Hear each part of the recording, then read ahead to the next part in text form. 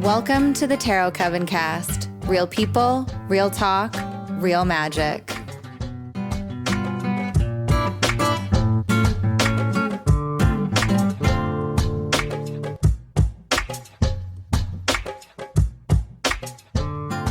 Hello out there, lovely listeners, and welcome to another bonus episode of the Tarot Coven Podcast.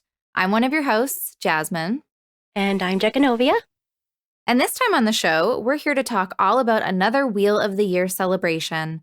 It's time to light the candles, bake all the breads, and clear the cobwebs as we welcome the magic of Imbolc. We'll chat about some easy ways to observe the spark of new growth and the quickening of life. So let's shake those winter blahs and get into it. So as always, let's get started with some basic stuff. We're going to talk about the dates. Imbolc in the Northern Hemisphere is typically on February 1st.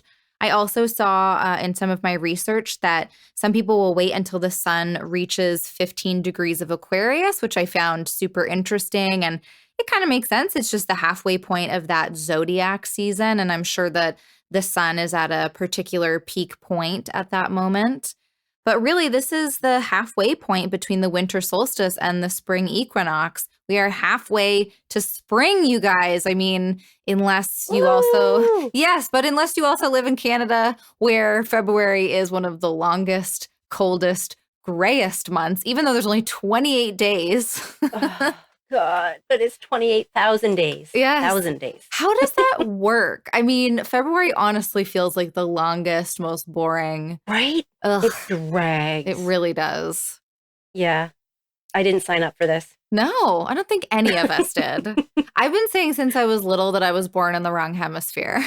Yeah, I can totally get on board with that.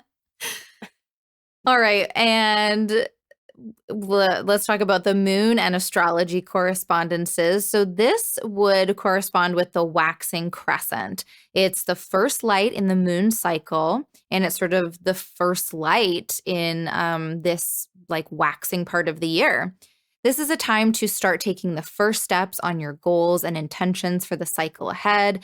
But it's, more about focusing on what's right in front of you because that light has only just begun to grow. So there's going to be lots of time to, take the bigger steps, see the bigger picture, but this is just getting started.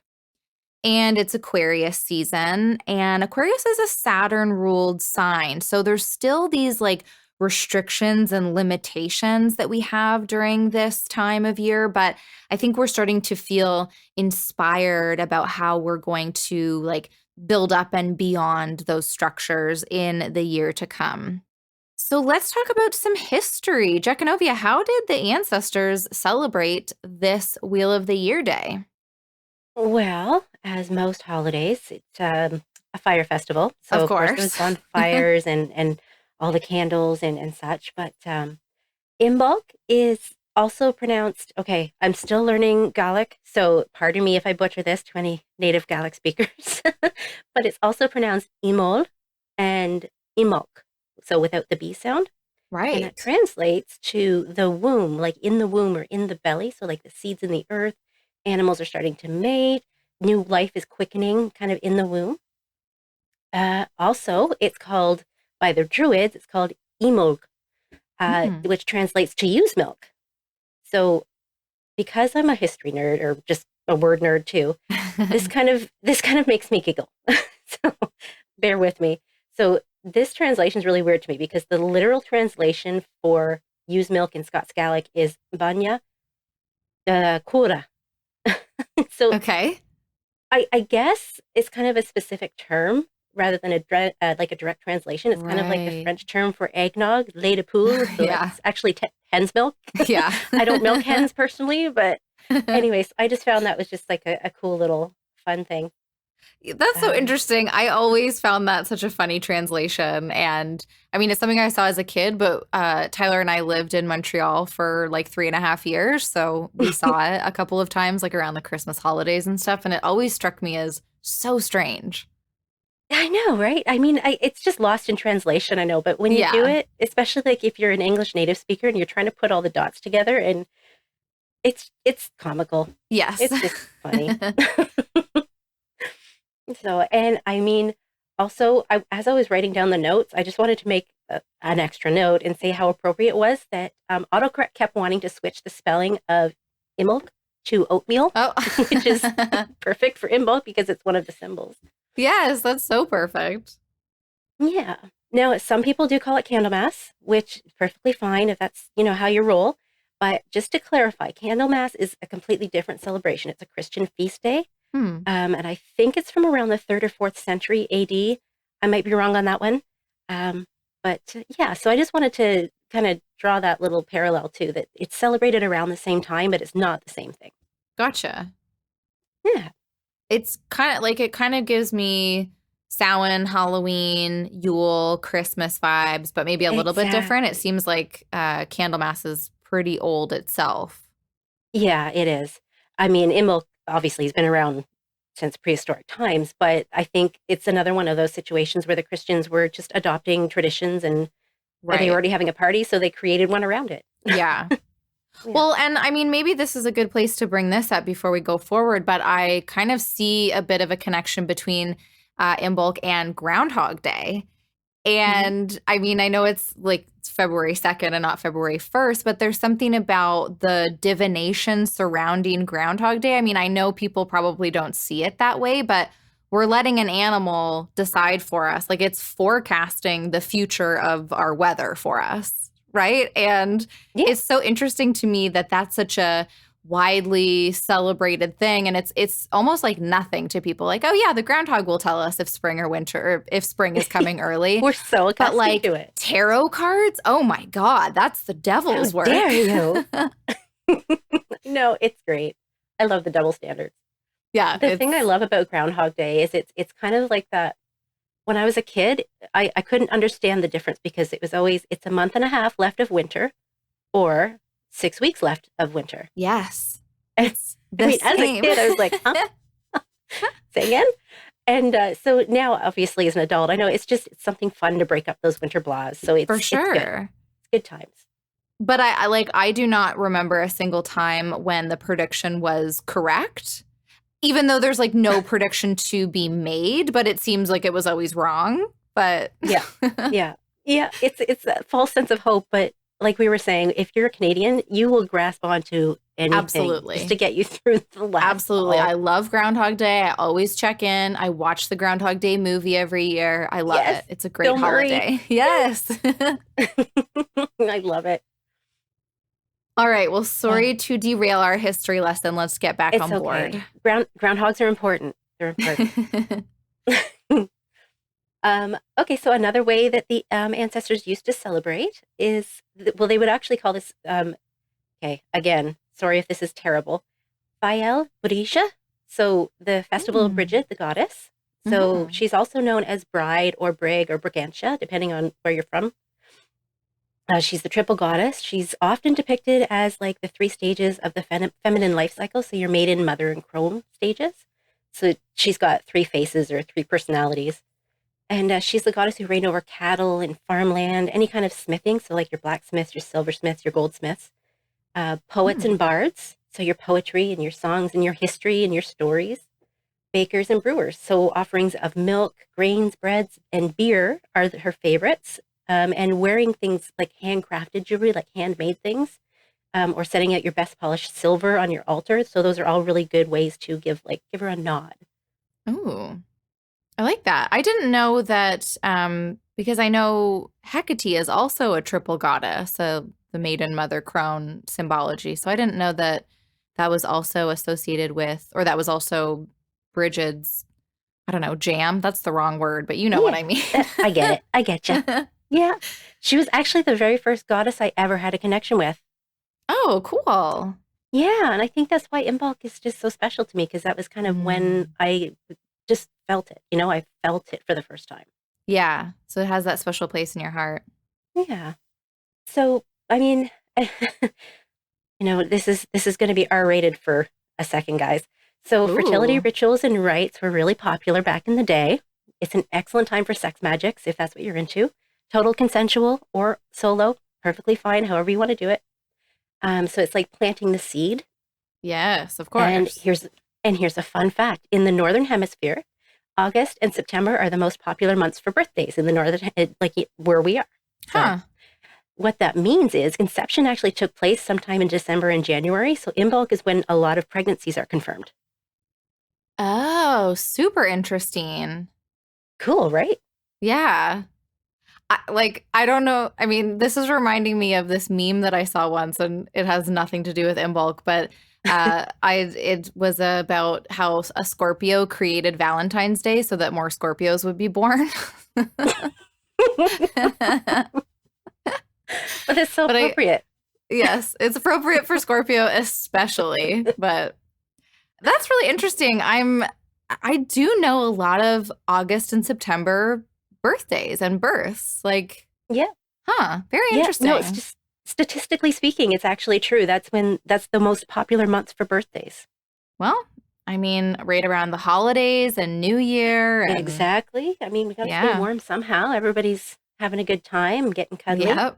So if you're in that season of your life, just be careful if you're not wanting to procreate.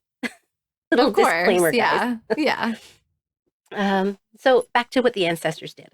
So they would light lamps and candles, like we were mentioning before. They just to kind of welcome in the sunlight and the warmth of the sun coming back, because this is actually, it's not the rebirth of the sun. That's the one we just did, Yule.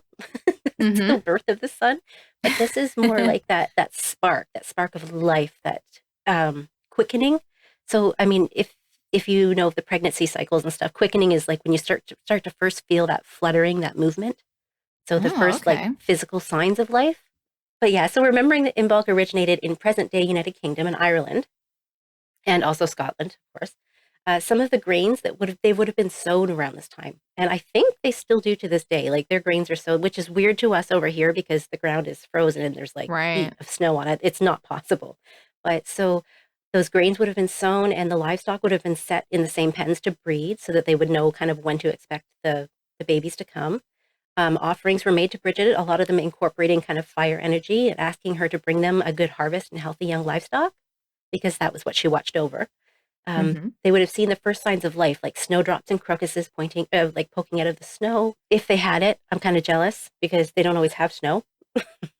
Yeah, well, and also just to see any sort of sign of life cropping up in February seems just bizarre to me, but also very lovely and hopeful. I was watching Edwardian Farm, so it's a documentary, historical documentary, and in one episode it was February, and they were picking daffodils. Wow! Now, that blows my mind. I'm like, daffodils here are like May if we're lucky. Like we're picking up dirt and like weird garbage that's maybe like thawing from the snow. Yeah, exactly.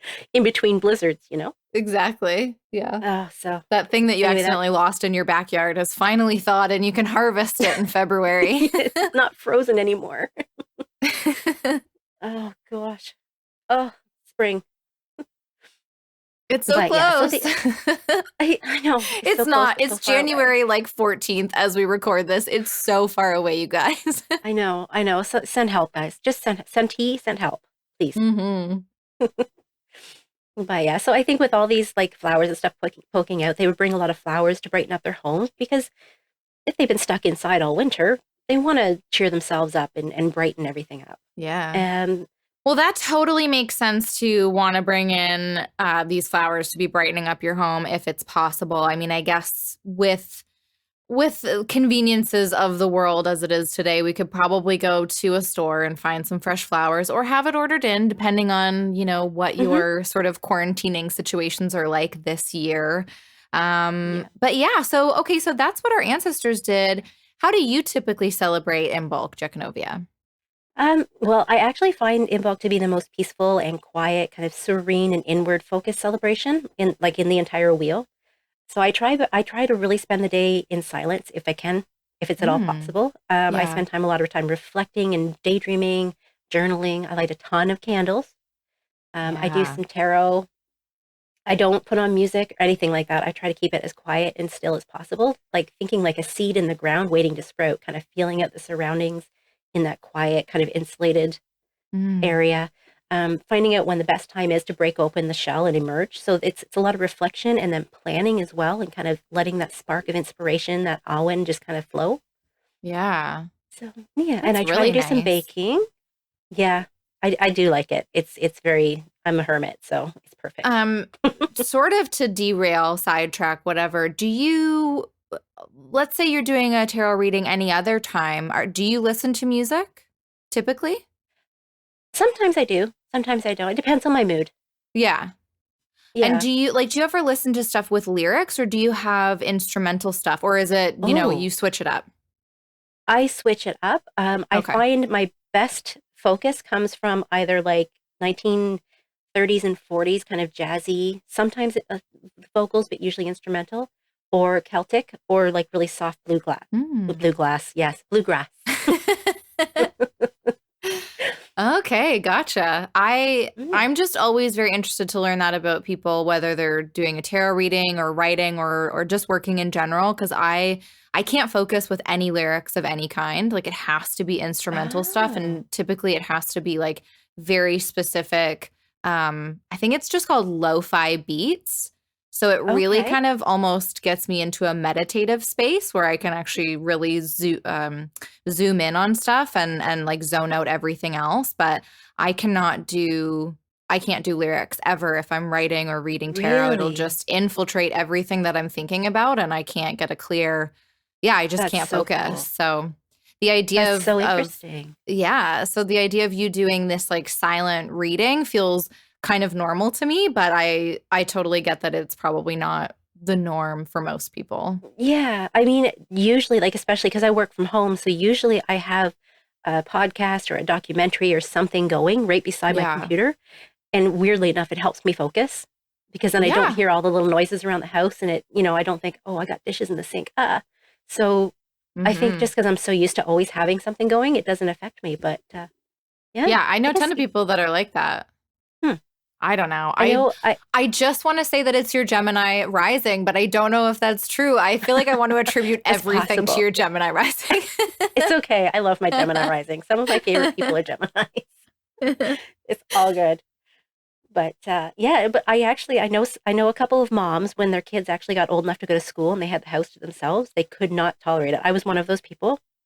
So, okay, this is Like the confession here. silence or Yeah, the silence, the quiet house. oh, totally So, makes sense. when all four of my kids were all in school on the very first day where I had like no kids in the house, I put on like kid shows, like the little Oh, kid shows in I the could background totally get all day that. long. Yeah, that makes So, perfect sense.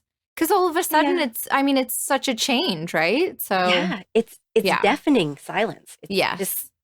but you learn to love it, and you learn to, you know, Yeah, you really use adapt. it.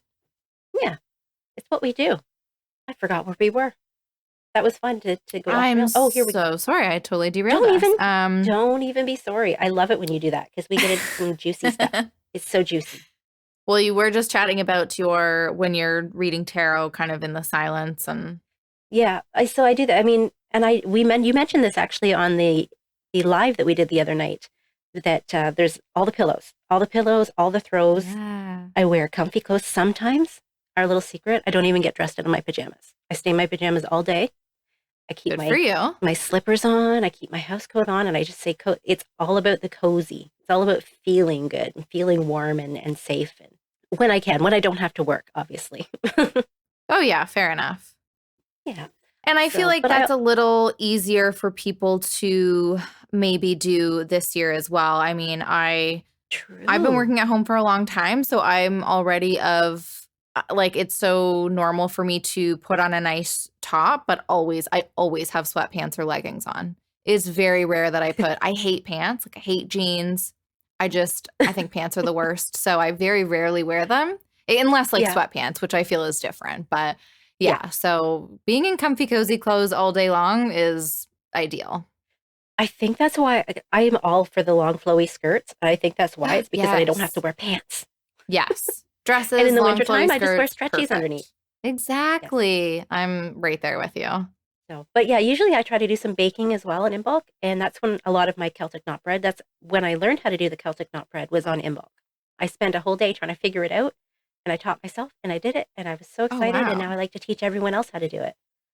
Yeah, and everyone, you should go to Jekanovia's Instagram. I am Jekanovia because she has like a great video on how to do it. And it looks so, Yeah, you make it look so easy, but it also just looks like a lot of fun, actually. Like it it looks is. like the It's kind so of much bread, fun. like when it comes out of the oven and it's in that shape, it feels like such an accomplishment. Yes, and it is. It's super simple. Like the end product does not look simple, but I swear it's super simple. And you can work your magic into it. So you can like chant a spell into it, or you can add, some certain nuts or spices or whatever for that you're trying to make intentions for. It's just so good. And then when it comes out, you can pick it off in pieces and you can maybe share it, some of it as an offering on your altar, or leave Yeah. some outside as an offering for the nature spirits, or however you want to do it. Love that.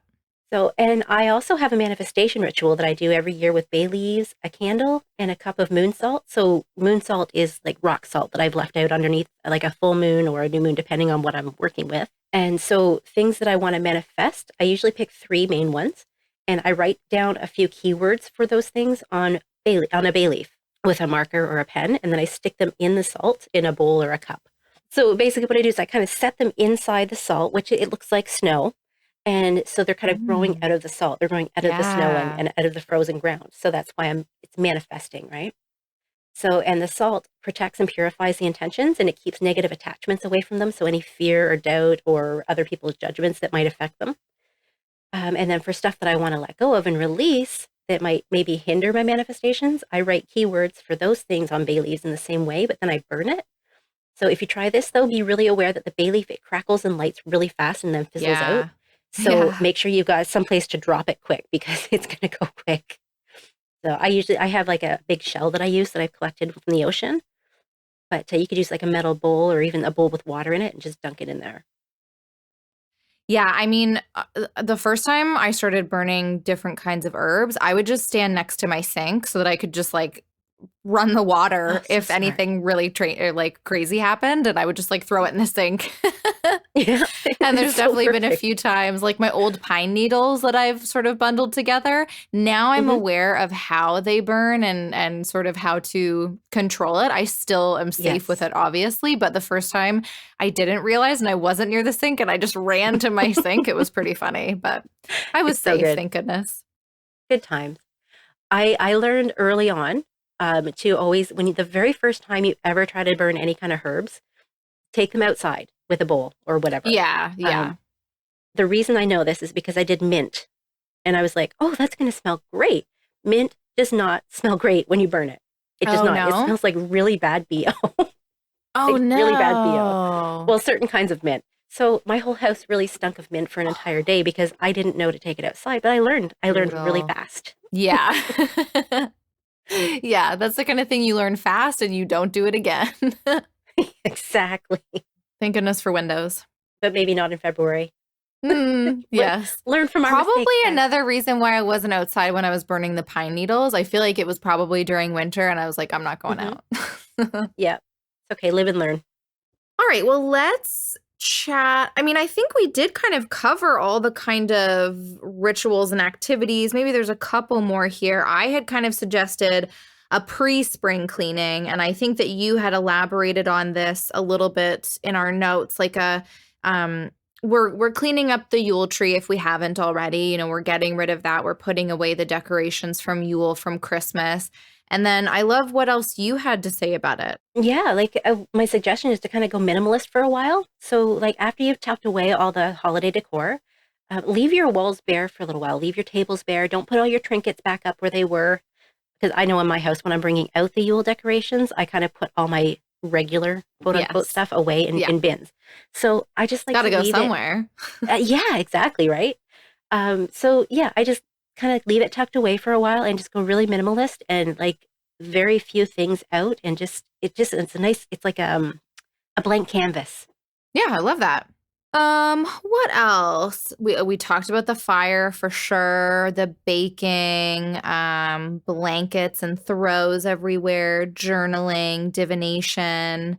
I had also suggested in my research, I saw that that Imbolc was a lot about like purification and kind of healing. So any spells or rituals that you might already do around that, like maybe a particular kind of bath you might want to do, this would be a good time for that. Yes. I like the idea of a bath. You could journal in a bath. Sure, why not? And I like what you say here about this being the time to start implementing routines and creating new habits. Because I think that kind of goes back to what I was saying about the waxing moon, how, yeah, this is a time to start taking action on some of your intentions. And if you want to talk about that in terms of even New Year's resolutions, but it's like the stuff that is right in front of you. So you're not tackling your biggest goal of the year, but you're just starting that cycle of, okay, how can I get rid of this? But what am I replacing it with? Like, how am I changing that to then help me like further down the road when I am ready to tackle that bigger goal? Yeah, it's like breaking it all down into those little bite-sized pieces. And Yeah. because I think everybody starts off January 1st with like all these lofty goals and the New Year's resolutions and So much guns gusto. blazing. Like, yeah, let's do this. And I think by February 1st, they're just like running out of steam because it's like they Hmm. they burnt everything up front rather than prepared for a marathon. Yeah. So this is a really good time to kind of take stock then of, okay, this is what I wanted to do. This is where I really fucked it up.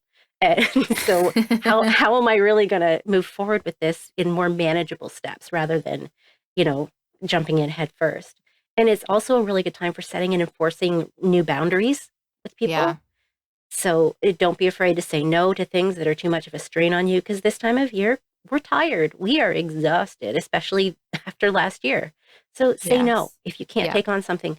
Your kids don't need to be in 25 different groups and activities. And you don't need to be on every committee that you're invited to and join in every bake sale or whatever. You can say no. It's okay. You're allowed. Yeah. And especially with it still being, I mean, yes, we are in the waxing part of the year, but it's still dark. It's still a time of inner work and stuff. So I don't think that Yes. we're meant to be, I think there's still some behind the scenes stuff that we need to get done before we're fully out there, you know? Yeah. Yeah, it's like all that shadow work that we were focused on, like through Samhain and through into Yule. Now's the time to get it done, to complete it, to wrap it all Mhm. up and prepare to really move forward from it now. Yes, love it. Yeah, and like there's also that, that Bridget energy of transformation and, transition from one period into another. Yeah, and doesn't it feel nice to sort of have almost a permission slip with these Wheel of the Year celebrations to just, I mean, I'm thinking back to how we talked about, Christmas kind of being just this one big day that we just put everything into and then it's done. Whereas the 12 days of Yule or the week of Yule or whatever it is, it's Yeah. it's this much nicer, better paced Yeah. celebration. And then the same thing here, like it's not spring yet. We're okay to still be moving at this slower pace and give yourself permission to do that.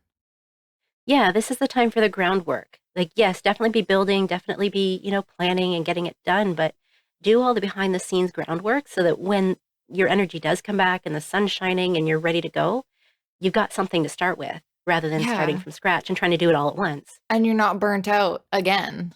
Yeah. Yeah. All right. Well, I tried my hand at some correspondences for this episode. I just tried to gather as much information from several different websites and resources, different books and stuff. And this was sort of the consensus. So there was a lot more out there that I could have listed, but the following just kind of came up over and over and over again in all of these places. So in terms of herbs, we've got bay, basil, blackberry, chamomile, lavender, and rosemary.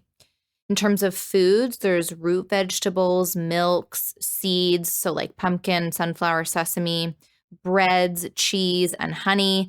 And to all the fellow vegans out there, I would say go ahead and include all of your plant-based milks in that because why not, right?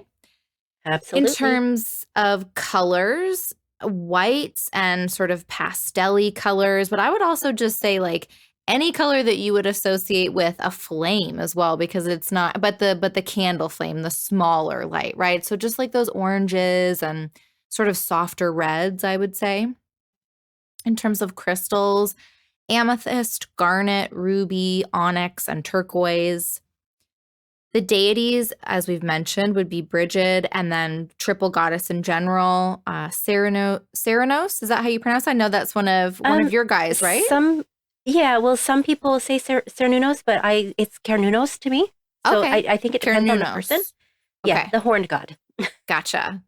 And then Demeter and Persephone, Vesta and Venus. The animals are ewes, sheep,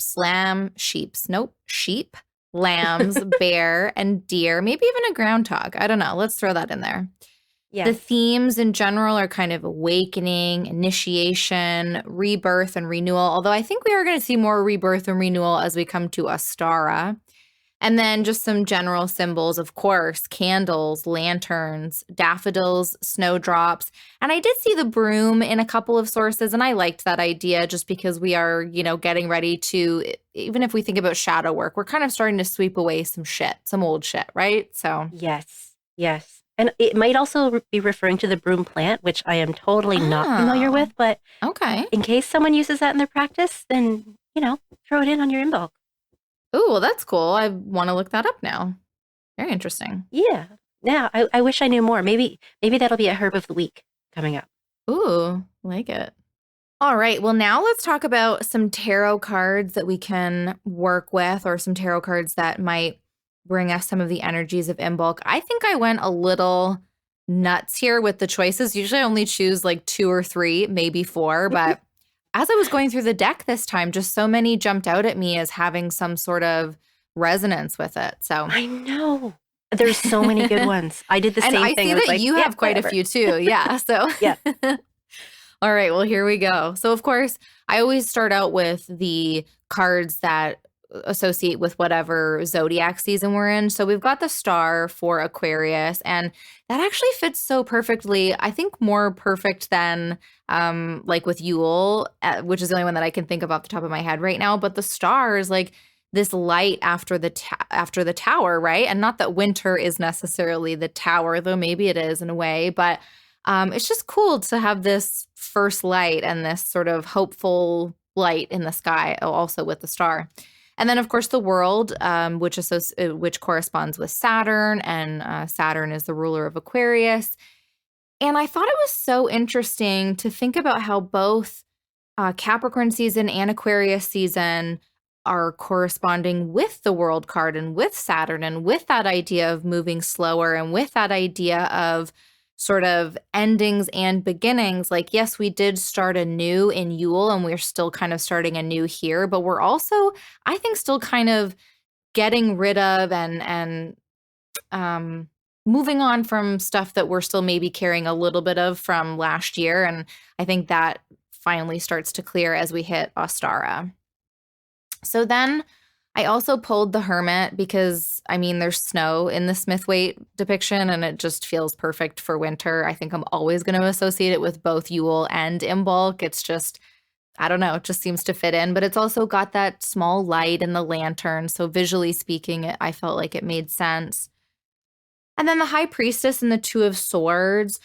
First and foremost, because they have the waxing moon in the visual. So again, just that visual resonance, but also both cards kind of speak to me of a time of more internal processes, of quiet time, of finding a kind of peace and moving inwards instead of showing ourselves to the world. Ten of Swords is another visual representation that really struck me because we're currently still in some kind of darkness, but it's like Imbolc, we can kind of see the light at the end of the tunnel, right? Like the days are getting longer, spring is approaching, and in the Ten of Swords, we can see that brighter days are ahead for sure. I also pulled out Judgment. It's maybe a little bit loose here, or like a thin connection, but there just seemed to be something about this idea that judgment might be the last step in kind of getting our shit together so that we can move into that world card. And Imbolc kind of feels like we're opening up to those final messages, and we're getting our shit together kind of in order to move into Ostara. And then finally, I told you I went crazy here, but the Seven of Pentacles, because it felt like a lesson in patience. And very often, February feels like a lesson in patience for me, because the way that the figure in the Smith-Waite deck looks at that bushel of pentacles is often how I feel I'm looking outside my window during February, just like, are we there yet? Is it over yet? And just remembering like it will come, and it will come faster than you remember. And then spring will be over and summer will be here and then winter will be here, and like just relax. So It's like, don't wish your life away. yes, just take it easy. I can't help but say, when you were talking about the Capricorn and Aquarius both kind of being that slowing down and moving forward at a slower pace, I can't help but kind of look at it. It's like, okay, well, Capricorn is very earthy. So there's your very physical self being told to slow down, followed by your spiritual side. So Yeah. it's like, your body needs to slow down, but so does your spirit. You need to slow down and go inward on the inside as well. I don't know. I just thought that was a really neat connection. Yeah. That I've never noticed before. I really love that. And I think I'm not trying to throw any shade at modern astrologers, but something gets lost when we start talking about Aquarius being ruled by Uranus. Like, it loses that connection with Saturn. And I think there's something really beautiful and resonant about both Capricorn and Aquarius being ruled by Saturn, and kind of handing the baton off to one another in a way, and kind of in the way that you were just saying, like from earth to air. So yeah, that it's that transformation, but both things are existing in the same space. But it's like, I don't know. I don't even know how to articulate what I'm trying to say, but no, I like it makes that sense connection. to me. I have to think about it. Yeah, lots to chew on for sure. Well, I picked a lot of tarot cards as well, so hang on. Here we go. All right, so I started with the Two of Wands. So that's all the dreaming and the planning and that pause before action. So we were already talking about that quite a bit. Ace of Wands is that spark before inspiration, that quickening, that stirring of the creative force. You're starting to really feel it. Temperance, which is your patience, intentional movement, and flow. Your Death card, which is letting things fall away and kind of using the death of these things to nurture and feed your new growth. So like, think garden. So last year's garden has actually become the coming year's compost. So it's being used to feed that new growth. So don't completely cut out your, I'm going to say mistakes in quotations, but things you're letting go of. It doesn't mean you can't use that to build yourself up. So don't throw the baby out with the bathwater, as the saying goes.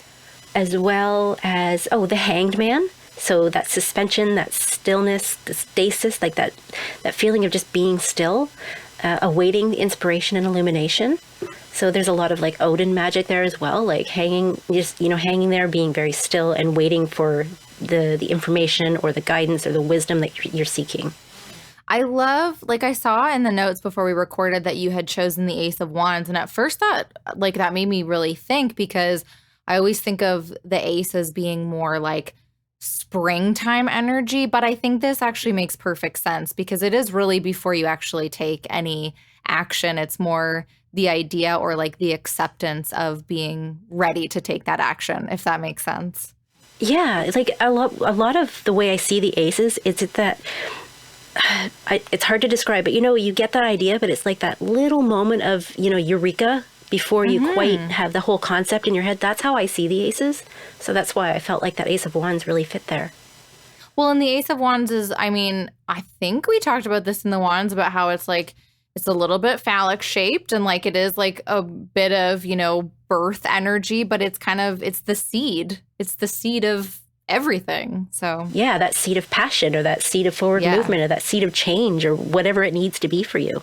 And I also love that you included death, because one of my favorite ways to look at death is actually talking about it in terms of compost, because I think that's kind of a way to take away the scariness of the death card, is to talk about it in terms of like, no, it's like the scraps of your carrot. Like first it was, protecting the inside of your carrot, and now it's going to go into your compost, and then it's going to feed your garden. You know what I mean? Like that is death. Those are those transformational cycles. Yes, absolutely. Yeah. Ooh, well, that was a lot of cards, but I think they're all pretty worthy of being chatted about with Imbolc. And as always, speaking about tarot, we're going to have a VIP spread for you guys. So you'll find the link in the show notes, and you can use the code FIRSTLIGHT, all one word, to access the spread. Yes. And this is our final Wheel of the Year bonus episode. I kind of can't believe it. I can't either. It does not feel like we've done 8 of these yet. It really doesn't. And I am kind of blown away that we started. It's kind of cool that we started with Astara. It seems appropriate almost, even though it's not like technically the new year on the wheel or whatever. But but that's when you start that forward movement, right? That's when you start to see things. Yes. Yes. But I mean, this has been such a fun journey. I've learned so much in all of these episodes, and I think that it's going to be a lot of fun to revisit them.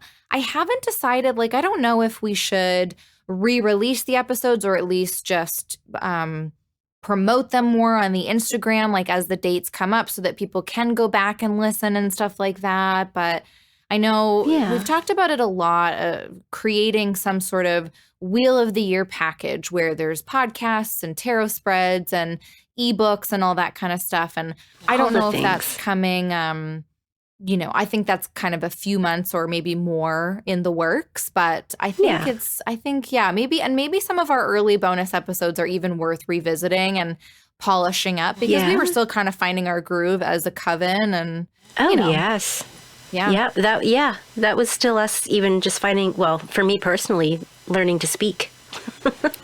Well, yeah, fair enough. I mean, even just through the wheel, I've definitely noticed that Miss Cancer has come out of her shell. So yes, a lot. And that's thanks to you and all of our lovely listeners and all of your support. Oh, and you pushing yourself, though. It's so cool. Yeah. Oh, yeah. There was big kicks in the arse. Yeah, but so worth it, I think. Yeah, absolutely. I wouldn't change it for the world. Looking from the outside in, so. Yes, I've transformed. Oh, yeah. And speaking of sort of transforming, our bonus episode series is going to be transforming. We are shifting from Wheel of the Year episodes into a new series where we're going to be focusing on the zodiac signs as well as the Celtic tree signs. So we're going to start that in March. We're going to kick things kind of like we did with Astara. We're going to kick things off with Aries. And I looked it up beforehand. I could be wrong. Don't quote me, but I think the first one that would kind of match up with Aries and March to April would be Alder. Or is it Alder? Yes. Alder? Yeah. Okay. I'm pretty sure that is the one that works for March. Yeah, I think so. Cool. So it'll be definitely fun. Stay tuned for that. We're super excited to be talking about that. Obviously, I'm very excited. Jack and Ove gets to talk about trees. I get to talk about astrology. It's kind of perfect.